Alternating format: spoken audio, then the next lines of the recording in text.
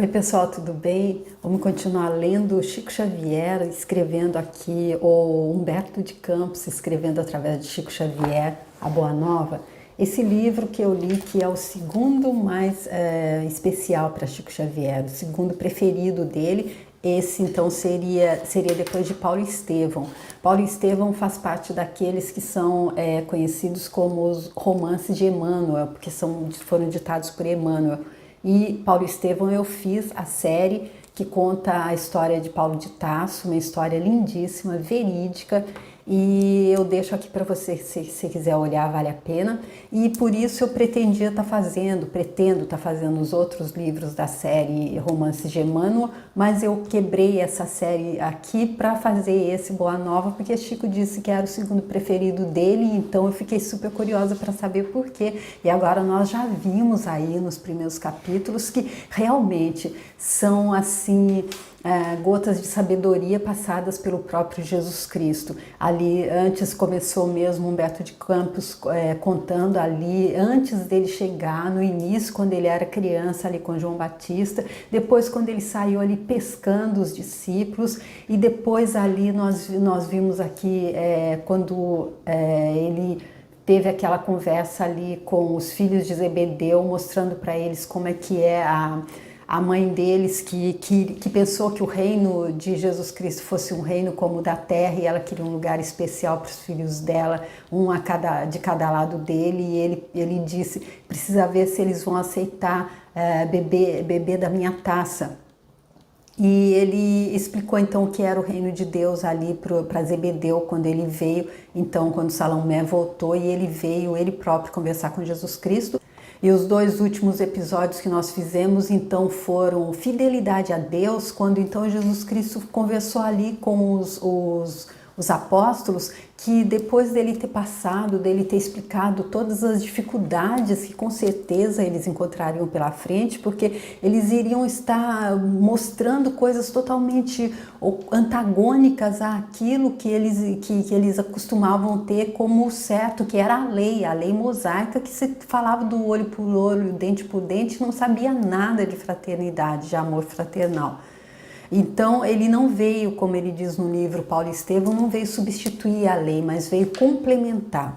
E então ele depois de dizer aos discípulos que seria difícil a caminhada deles para estar apresentando essa boa nova, que eles iam encontrar muita gente que iria recebê-los a pedradas, como a gente viu muito no livro Paulo Estevão também, mas disse que ele estaria sempre com eles. E aí depois dessa conversa eles titubearam um pouco, alguns deles, eles mostraram algum receio, e aí Jesus Cristo mais uma vez disse a eles, quando foi perguntado o que é a principal qualidade que eles deveriam apresentar então para fazer esse trabalho, que seria fidelidade a Deus. E o outro foi conflitos contra o mal, onde ele tem então uma conversa com Tadeu, que acredita, que pensa, por que é que Jesus Cristo então não reunia todos aqueles espíritos do mal, aqueles espíritos que estavam ali subjugando as pessoas, que a gente chama de espíritos obsessores,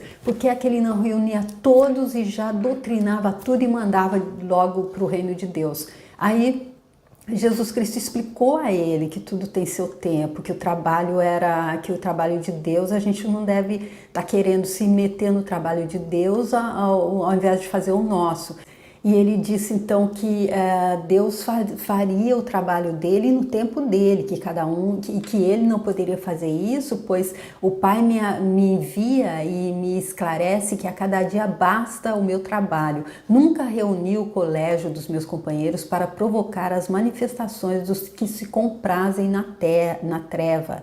Reuniu-os em todas as circunstâncias e oportunidades, suplicando para o nosso esforço a inspiração sagrada do Todo-Poderoso. O adversário é sempre o necessitado que comparece ao banquete das nossas alegrias e por isso, embora não o tenha convocado, convidando somente os aflitos, os simples e os de boa vontade, nunca lhe fecharei as portas do coração, encarando a sua vinda como uma oportunidade de trabalho de que Deus nos julga dignos. Ou seja, é um trabalho que fazer esse esclarecimento para o espírito da treva, é um trabalho que Deus nos julga dignos. Porque ele diz que quando Tadeu inquire, pergunta a ele se os espíritos do mal são também nossos irmãos, ele diz: toda a criação é de Deus. E aí então foi assim que se concluiu mais ou menos isso que foi dito então nesse 7º episódio. E agora o 8º episódio é chamado Bom Ânimo. O apóstolo Bartolomeu foi um dos mais dedicados discípulos do Cristo desde os primeiros tempos de suas pregações junto ao Tiberíades. Todas as suas possibilidades eram empregadas em acompanhar o Mestre na sua tarefa divina. Entretanto, Bartolomeu era triste e, vezes inúmeras, o Senhor o surpreendia em meditações profundas e dolorosas. Foi talvez por isso que uma noite, enquanto Simão Pedro e a família se entregavam a inadiáveis afazeres domésticos, Jesus aproveitou alguns instantes para lhe falar mais demoradamente ao coração. Após uma interrogativa afetuosa e fraternal, Bartolomeu deixou falar-se o seu espírito sensível. Mestre, exclamou timidamente, não saberia nunca explicar-vos o porquê de minhas tristezas amargurosas. Só sei dizer que vosso Evangelho me enche de esperanças para o reino de luz que nos espera os corações além, nas alturas. Quando esclarecestes que vosso reino não é deste mundo, experimentei uma nova coragem para atravessar as misérias do caminho da terra, pois aqui o selo do mal parece obscurecer as coisas mais puras. Por toda parte é a vitória do crime, o jogo das ambições, a colheita dos desenganos. A voz do apóstolo se tornara quase abafada pelas lágrimas. Todavia Jesus fitou-o brandamente e lhe falou com serenidade. A nossa doutrina, entretanto, é a do Evangelho ou da Boa Nova. E já viste, Bartolomeu, uma boa notícia não produzir alegria? Fazes bem conservando tua esperança em face dos novos ensinamentos, mas não quero senão acender o bom ânimo no espírito dos meus discípulos. Se já tive a ocasião de ensinar que meu reino ainda não é deste mundo, isso não quer dizer que eu desdenhe o trabalho de entendê-la, de estendê-la um dia aos corações que mourejam na terra. Achas então que eu teria vindo a este mundo sem essa certeza confortadora? O Evangelho terá de florescer primeiramente na alma das criaturas antes de frutificar para o espírito dos povos. Mas venho de meu Pai, cheio de fortaleza e confiança, e a minha mensagem terá de proporcionar grande júbilo a quantos a receberem de coração. Depois de uma pausa em que o discípulo o contemplava silencioso, o mestre continuou. A vida terrestre é uma estrada prodigiosa que conduz aos braços amorosos de Deus. O trabalho é a marcha, a luta comum é a caminhada de cada dia. Os instantes deliciosos da manhã e as horas noturnas de serenidade são os pontos de repouso, mas ouve-me bem. Na atividade ou no descanso físico, a oportunidade de uma hora, de uma leve ação, de uma palavra humilde é o convite de nosso Pai para que semeemos suas bênçãos sacrossantas. Em geral, os homens abusam desse ensejo precioso para anteporem sua vontade imperfeita aos desígnios superiores, perturbando a própria marcha. Daí resultam as jornadas mais ásperas obrigatórias para a retificação das faltas cometidas, os infrutíferos labores. Em vista destas razões, observamos que os viajores da terra estão sempre desalentados. Na obcecação de sua vontade própria, ferem a fronte nas pedras da estrada, cerram os ouvidos à realidade espiritual, vendam os olhos com a sombra da rebeldia e passam em lágrimas, em desesperadas imprecações e amargurados gemidos, sem enxergarem a fonte cristalina, a estrela cariciosa do céu, o perfume da flor, a palavra de um amigo, a claridade das experiências que Deus espalhou para a sua jornada em todos os aspectos do caminho.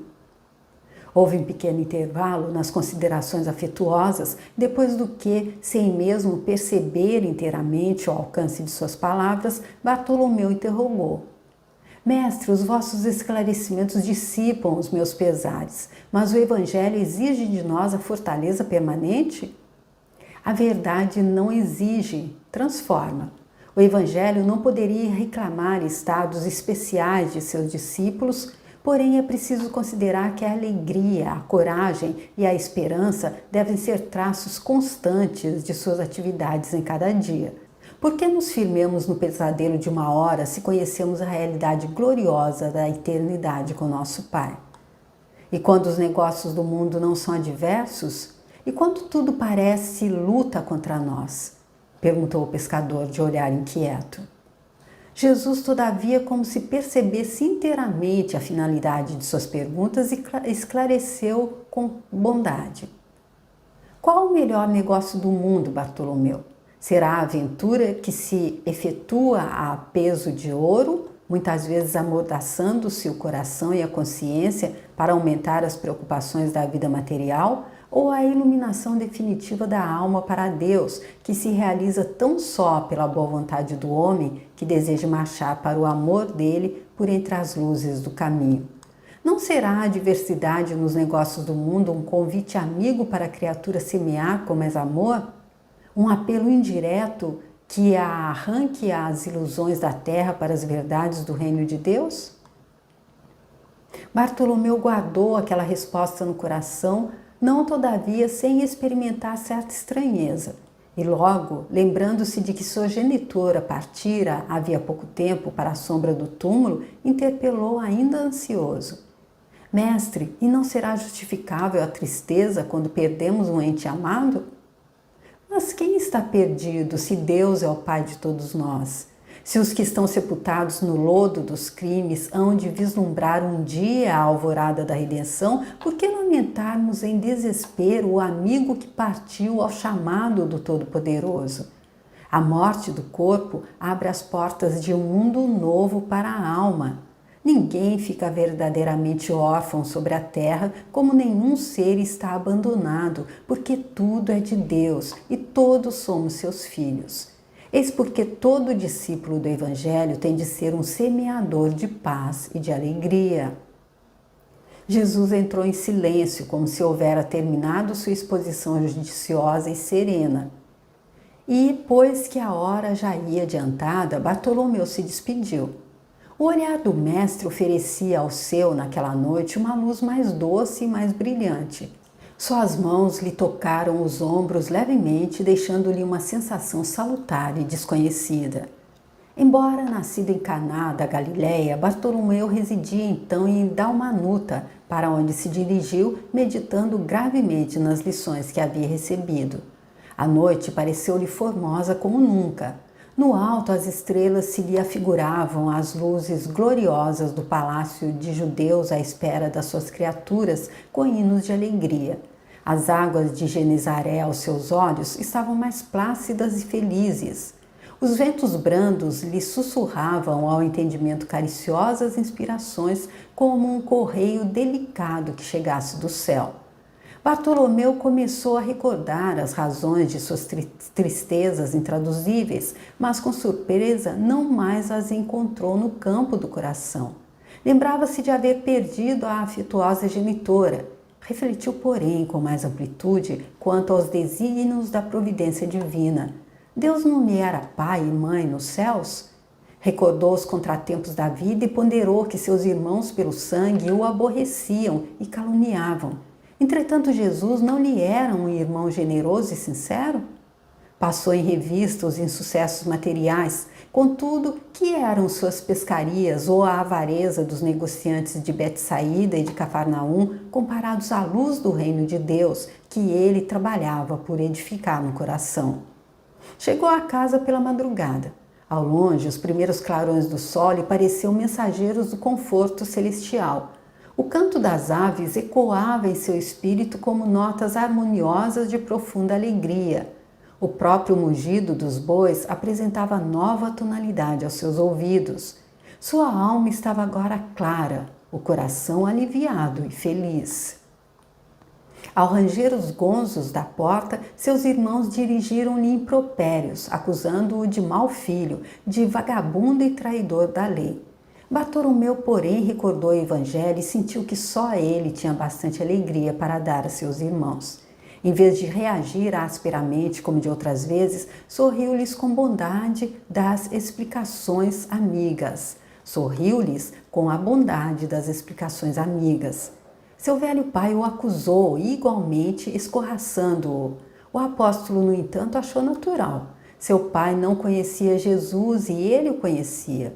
Não conseguindo esclarecê-los, guardou os bens do silêncio e achou-se na posse de uma alegria nova. Depois de repousar alguns momentos, tomou suas redes velhas e demandou sua barca. Teve para todos os companheiros de serviço uma frase consoladora e amiga. O lago, como que estava mais acolhedor e mais belo. Seus camaradas de trabalho mais delicados e acessíveis. De tarde não questionou com os comerciantes, enchendo-lhes, aliás, o espírito de boas palavras e de atitudes cativantes e educativas. Bartolomeu havia convertido todos os desalentos num cântico de alegria ao sopro regenerador dos ensinamentos do Cristo. Todos o observavam com admiração, exceto Jesus, que conhecia com júbilo a nova atitude mental de seu discípulo.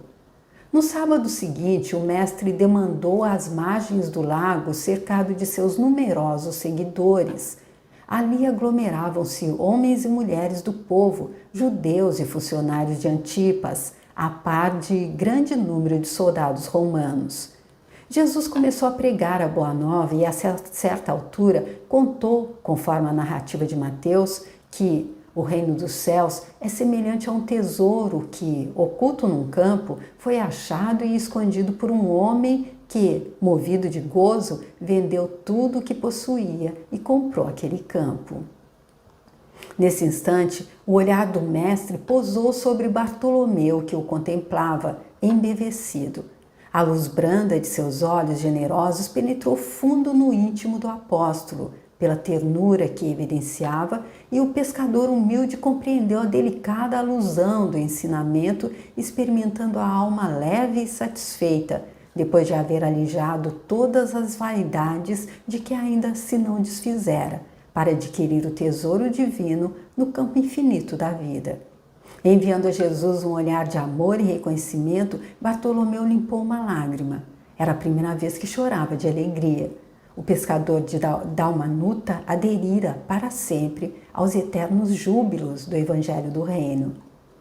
E olha aqui, gente, que incrível, que grandioso isso aqui. Então a gente vê a transformação de Bartolomeu depois de ter bebido, depois de ter recebido então essa injeção de ânimo, de bom ânimo de Jesus Cristo, como diz esse episódio. Ele que estava ali todo tristonho com a crueldade do mundo, com as coisas que ele achava que não estavam certas no mundo, e mais triste ainda porque Jesus Cristo tinha dito que o reino dele não era desse mundo, então ele achava que realmente nós estamos condenados ao sofrimento apenas, e Jesus Cristo, além de dizer que não, que todos chegaríamos ao reino dele, ainda o consola na hora que ele diz que perdeu a mãe dele. Ele diz, mas como? Como perdeu se ela foi apenas chamada pelo Pai, que é nosso Pai, é Pai de todos, de volta para casa? Mais ou menos isso que ele diz. E agora, então, ele pela primeira vez chora de alegria, e eu acho que absolutamente não é sem razão. Ele ganhou bom ânimo, ele recebeu uma injeção de bom ânimo na veia com essa conversa grandiosa com o Mestre Maior. E agora nós vamos para o 9º episódio, que é Velhos e Moços. Não era raro observar-se na pequena comunidade dos discípulos o entrechoque das opiniões, dentro do idealismo quente dos mais jovens. Muitas vezes o séquito humilde dividia-se em discussões relativamente aos projetos do futuro. Enquanto Pedro e André se punham a ouvir os companheiros com a ingenuidade de seus corações simples e sinceros, João comentava os planos da luta no porvir. Tiago, seu irmão, falava do bom aproveitamento de sua juventude, ao passo que o jovem Tadeu fazia promessas maravilhosas. Somos jovens, diziam, iremos à terra inteira, pregaremos o evangelho às nações, renovaremos o mundo. Tão logo o mestre permitisse, sairiam da Galiléia, pregariam as verdades do reino de Deus naquela Jerusalém atulhada de preconceitos e de falsos intérpretes do pensamento divino.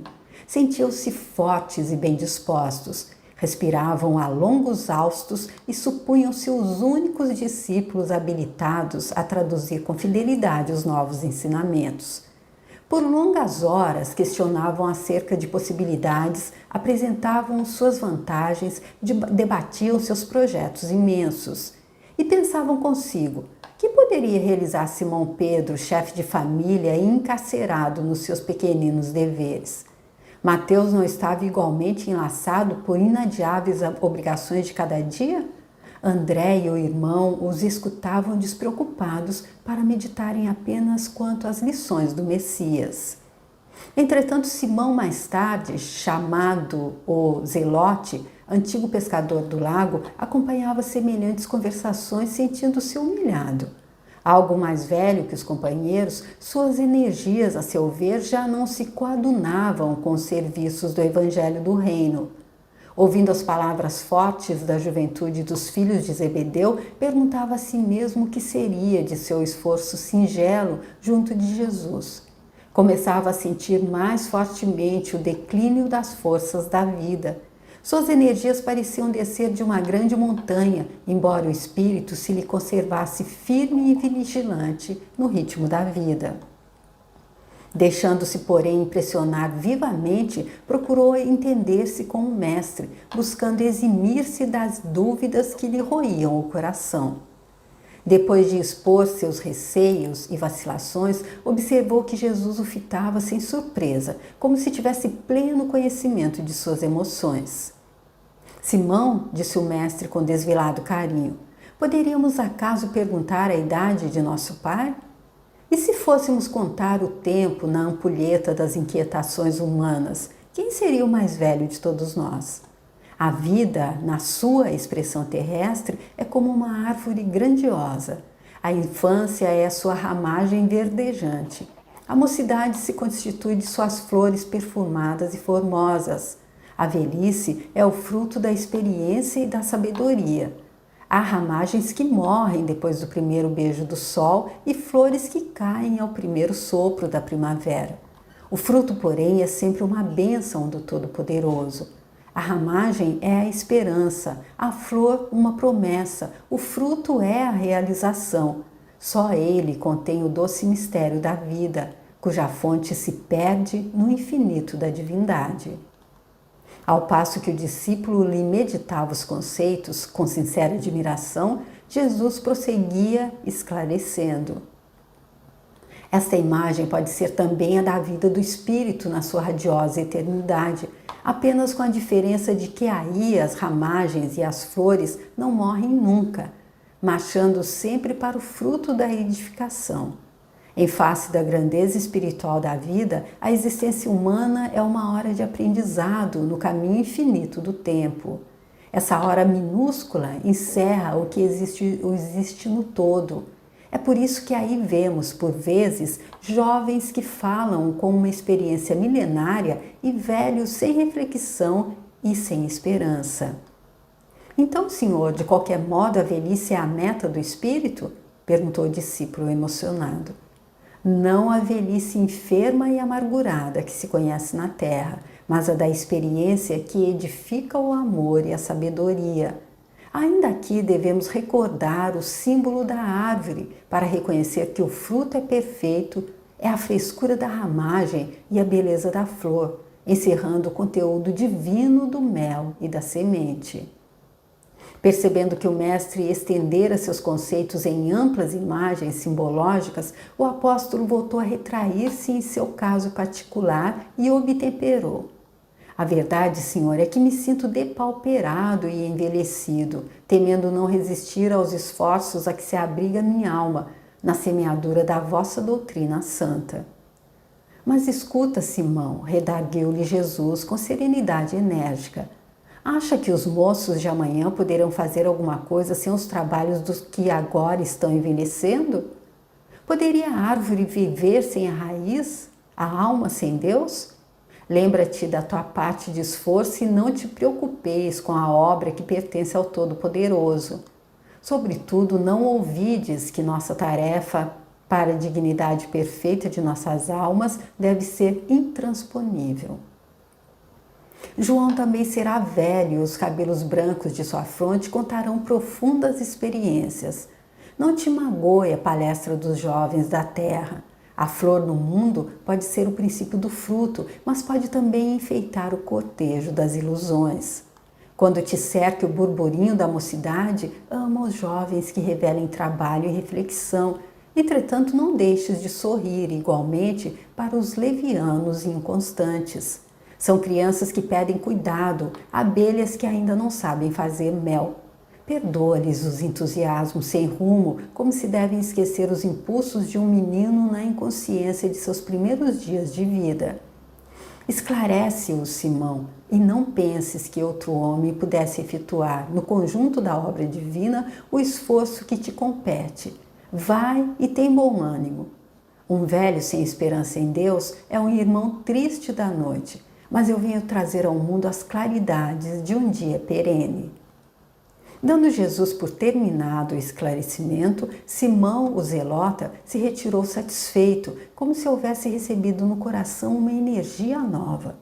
Voltando à casa pobre, encontrou Tiago, filho de Cleófas, falando à margem do lago com alguns jovens, apelando ardentemente para suas forças realizadoras.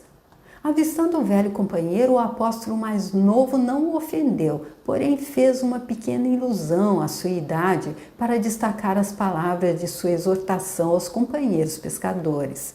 Simão, no entanto, sem experimentar qualquer laivo de ciúme, recordou as elucidações do mestre e logo que se fez silêncio, ao reconhecer que Tiago estava só, falou-lhe com brandura.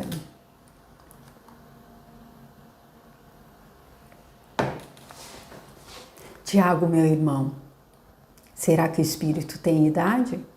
Se Deus contasse o tempo como nós, não seria ele o mais velho de toda a criação? E que homem do mundo guardará a presunção de se igualar ao Todo-Poderoso? Um rapaz não conseguiria realizar sua tarefa na terra se não tivesse a precedê-lo as experiências de seus pais. Não nos detenhamos na idade. Esqueçamos as circunstâncias para lembrar somente os fins sagrados de nossa vida, que deve ser a edificação do reino no íntimo das almas. O filho de Alfeu escutou-lhes as observações singelas e reconheceu que eram ditas com uma fraternidade tão pura que não lhe chegavam a ferir nem de leve o coração. Admirando a ternura serena do companheiro e sem esquecer o padrão de humildade que o mestre cultivava, refletiu um momento e exclamou comovido: "Tens razão." O velho apóstolo não esperou qualquer justificativa de sua parte e, dando-lhe um abraço, mostrou-lhe um sorriso bom, deixando perceber que ambos deviam esquecer para sempre aquele minuto de divergência, a fim de se unirem cada vez mais em Jesus Cristo. Naquela mesma tarde, quando o Messias começou a ensinar a sabedoria do reino de Deus, Simão, o zelota, notou que havia na praia duas criancinhas inconscientes. Dominada pela nova luz que fluía dos ensinamentos do mestre, a mãe delas não vira que se distanciavam ao longo do primeiro lençol raso das águas. O velho pescador, atento à pregação e às demais necessidades da hora em curso, observou os dois pequeninos e acompanhou-os. Com uma boa palavra, tomou-os nos braços, sentando-se numa pedra e, terminada que foi a reunião, os restituiu ao colo maternal, em meio de suave alegria e sincero reconhecimento. Inspirado por uma força estranha à sua alma, o discípulo compreendeu que o júbilo daquela tarde não teria sido completo se duas crianças houvessem desaparecido no seio imenso das águas, separando-se para sempre dos braços amoráveis de sua mãe. No âmago do seu espírito havia um júbilo sincero. Compreendera com Cristo o prazer de servir, a alegria de ser útil. Nesta noite, Simão, o zelote, teve um sonho glorioso com sua alma simples. Adormecendo de consciência feliz, sonhou que se encontrava com Messias no cume de um monte que se elevava em estranhas fulgurações. Jesus o abraçou com carinho e lhe agradeceu o fraterno esclarecimento fornecido a Tiago em sua lembrança, manifestando-lhe reconhecimento pelo seu cuidado terno com duas crianças desconhecidas por amor de seu nome. O discípulo sentia-se venturoso naquele momento sublime. Jesus, do alto da colina prodigiosa, mostrava-lhe o mundo inteiro. Eram cidades e campos, mares e montanhas. Em seguida, o antigo pescador compreendeu que seus olhos assombrados divisavam as paisagens do futuro. Ao lado de seu deslumbramento passava a imensa família humana. Todas as crianças fitavam o mestre com os olhos agradecidos e refulgentes de amor. As crianças lhe chamavam amigo fiel, os jovens, verdade do céu, os velhos, sagrada esperança. Simão acordou, experimentando indefinível alegria. Na manhã imediata, antes do trabalho, procurou o Senhor e beijou-lhe a fímbria humilde da túnica, exclamando jubilosamente: Mestre, agora vos compreendo. Jesus contemplou-o com amor e respondeu: Em verdade, Simão, ser moço ou velho no mundo não interessa. Antes de tudo, é preciso ser de Deus. Gente, que lindo então a finalização desse episódio 9, Velhos e Moços, onde Jesus Cristo mostra então que o tempo é outra coisa que existe só aqui nessa nossa dualidade e que há um espírito que está aí como criança, ele pode ser muito mais velho do que aqueles que estão como pais deles, e essa é a minha forma de entender. Ele não diz isso, mas foi isso que eu entendi como ele disse, e que é um precisando do outro. Ele dá o exemplo então da árvore, da ramagem, dos frutos, da raiz, e faz com que Simão Pedro entenda que ele não é menos do que os outros, e nem ao contrário, que é exatamente igual. Pois, em verdade, ser moço ou velho nesse mundo, nessa realidade dual, nessa realidade do relativo, não interessa. Antes de tudo, é preciso ser de Deus. E assim ele conclui esse 9º episódio, e o próximo, 10º episódio, ele vai falar sobre o perdão. Eu espero que vocês estejam gostando tanto desse livro Boa Nova, como eu estou gostando de lê-lo. Agora eu sei com certeza porque que ele é um dos preferidos de Chico Xavier. São muitos ensinamentos, é muita sabedoria vindo direto da fonte, direto das palavras de Jesus Cristo. E aí eu deixo vocês então com esse 9º capítulo e espero muito poder contar com vocês para o 10º, para fazermos juntos o 10º, tá bom? Espero que vocês estejam gostando. Se tiver e for leve para vocês, por favor, curtam o vídeo. Se vocês achar que tem alguém que gostaria de estar conhecendo esse livro também, passa para essa pessoa se quiserem, tá bom? Eu agradeço muito e espero vocês para o próximo vídeo. Obrigada, tchau!